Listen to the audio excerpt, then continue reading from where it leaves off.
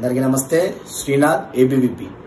ఏదైతే జనవరి 1వ తారీఖు సిఎంఆర్ కండ్లకోయ మేడ్చల్ క్యాంపస్ లో ఉన్నటువంటి విద్యార్థులకి బాత్రూంలలో కెమెరాలు పెట్టారు, బాత్రూంలలోకి ఎవరో తొంగి చూశారని చెప్పి విద్యార్థులు ఆరోపణ తెలిపినప్పుడు అదే రోజు రాత్రి 1 గంట సమయంలో అఖిల భారత విద్యార్థి పరిషత్ కార్యకర్తలు అక్కడ చేరుకొని మరుసటి రోజు కూడా అఖిల భారత విద్యార్థి పరిషత్ కార్యకర్తలు మహిళలు కూడా అక్కడికి చేరుకొని చర్యలకు కారణమైన వాళ్ళని కఠినంగా శిక్షించాలని చెప్పి ఏబీవీపీ డిమాండ్ చేసింది.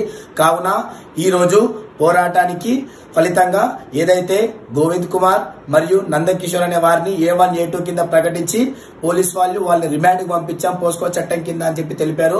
కావున అఖిల భారత విద్యార్థి పరిషత్ డిమాండ్ చేస్తుంది ఏంటంటే వాళ్ళని పోస్కో చట్టం కింద జైలుకి పంపించడమే కాకుండా వాళ్ళని ఉరి తీయాలని చెప్పి అఖిల భారత విద్యార్థి పరిషత్ డిమాండ్ చేస్తుంది.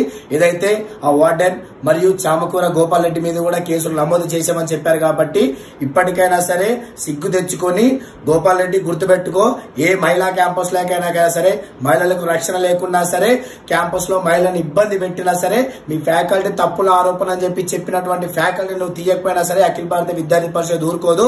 ఇప్పటికైనా సరే వారిపైన చర్యలు తీసుకొని గోపాల్ రెడ్డి ఆ వార్డెన్ల పైన కూడా కఠినంగా చర్యలు తీసుకోవాలని చెప్పి పోలీసు వారిని కోరుతూ ఇటువంటిది ఏ విద్యార్థులకి తెలంగాణ రాష్ట్రం మొత్తంలో నాలాంటి చెల్లెళ్ళకి అక్కళ్ళకి తమ్ముళ్ళకి ఎటువంటి ప్రాబ్లం వచ్చినా కాలేజ్ సమస్యలో అఖిల భారత విద్యార్థి పరిషత్ ముందుండి పోరాటం చేస్తుందని తెలుపుతున్నాం. జై హింద్, జై భారత్.